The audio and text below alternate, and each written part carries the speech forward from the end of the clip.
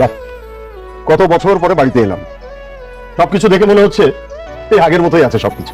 হ্যাঁ ভাইজান, সবকিছু আগের মতো আছে। আগে ঘরে চলে তারপরে কথা হবে। আরে বিশ্রাম তো। কি তোর পান খাওয়ার অভ্যাসটা এখনো যায়নি? হ্যাঁ, দেখে মনে হচ্ছে একেবারে চুল দাড়ি পেকে তো মুরব্বী হয়ে গেছিস। ভাইজান, গ্রামের মানুষ সারাদিন ক্ষেত খামারে কাম করে, এছাড়া শহরের মানুষের মতো তো এত সৌন্দর্য বোঝে না। আসুন তো ভাইজান, ঘরে আসি, পারুন না। আমার হাতে এখন মেলা কাম, এই মুরগিটা জবাই দিয়ে রান্না করতে হবে। আমি গেলাম। এই দাঁড়াও। ও, তুমি মুরগি জবাই করবা? আমি আবার অনেক ভালো মুরগি জবাই করতে পারি। আজকে আমি চলো তোমাকে এই কাজে সাহায্য করি। যাবেন যেহেতু।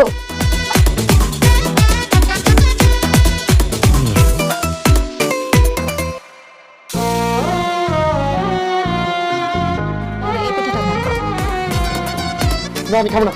খান। কি মিষ্টি তো? এটা মিষ্টি। ওই শয়তান ছেলে হাসতাছিস কেন? হ্যাঁ, এমনি একটা জামাইরে হারাইছি, আমার কুচি জামাইটা যদি এখন ভাইজা যায় তোর কিন্তু খবর আসছে।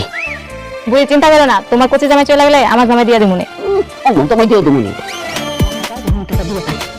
তাইলে সুন্দর লাগবে বেশি। দাঁড়া, আমি ঠিক করে দিই। এসব গল্প শোনা আমাদের বাড়ির মেয়ে বিয়ে করতে পারবেন না।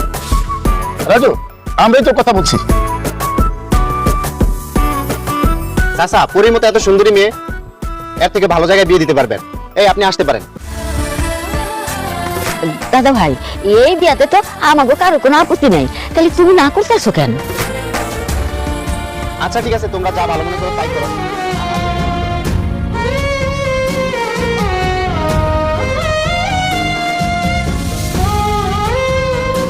রহিম, আমাদের বাড়িতে কিন্তু অনেকদিন কোনো অনুষ্ঠান হয়নি, ঠিক আছে?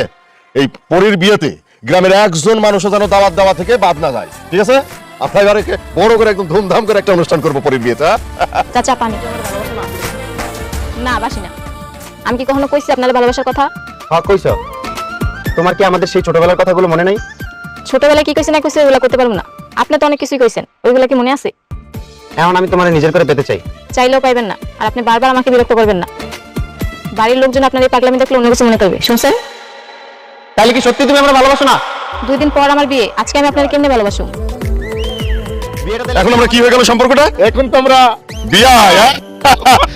মেলা দিন পরে আমরা একটু কোলাকুলি করি।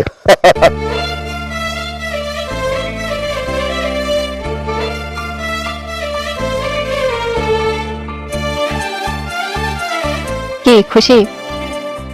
তাহলে একটু ভালো করে হাসেন। শুধু খুশি না, অনেক খুশি। আজকে থেকে তুমি হবে আমার মনের রাজ্যের পরী।